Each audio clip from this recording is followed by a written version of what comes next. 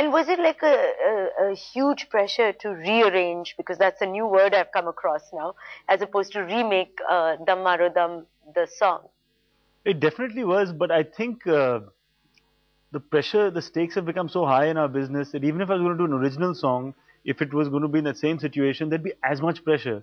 You know, you're going to be finally putting a big part of the promotional onus on that piece. So whatever you do, whether you license something, whether you do something original, it's going to be carrying a massive expectation. So there's very little in this sense. It was almost, we had a base to build on. There was a hook that we knew is working, and the lyrics of the song, in a sense, was our take on updating it.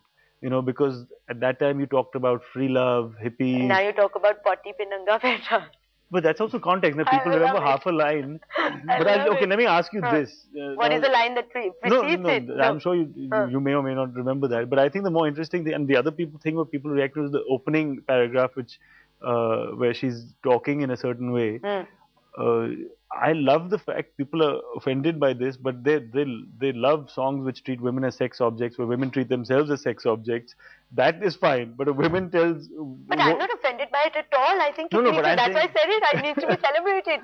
But there's especially in the media it comes up. I love that line because it has a pot-bellied fat person sitting in his suit. Yeah, it's the emperor's new clothes, right? So I love it. I mean, I have no, and especially a sexy Deepika saying it. Yeah, that for me was great. Him saying it would not have had the same effect, you know. And that is the intention. And I think it is finally setting up this rebellion in the language of today, in the attitude, whether it's hip hop or I'm whatever. going to go straight into tweets now. Dana Boli, that's her name, says, "He's so cute. How have people in the South reacted to your debut in Bollywood? Did you get any special comments when you said you were doing this film?"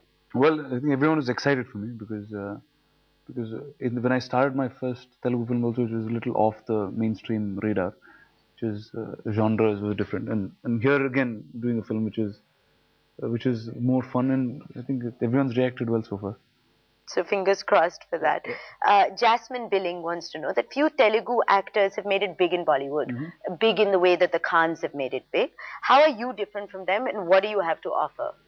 See, one of the things, again, now taking the likes of the other actors who've done Telugu films or Tamil films and come to Hindi, there's Mr. Rajnikant, Kamal Haasan, or my uncle Venki, Nag, and all of them, or Surya and Vikram in now. All of them have done Hindi films post, it's probably the 30th or 35th film, or it's like Surya and Vikram I've been seeing from when I was in school, and all of that. And to me, I think I'm so young in each industry. I just did one Telugu film, I have another Hindi film, I have another Telugu. So it's still, I'm just finding my space in all the industries. So you think because you're starting out at the beginning of your career, you're going to have a better shot at it? Well, I think it's... No, I think it's just unfair to compare to guys who are genuine superstars. They're all superstars. And done it at a certain phase. He's taking it as it comes. I think that's what he means. Exactly.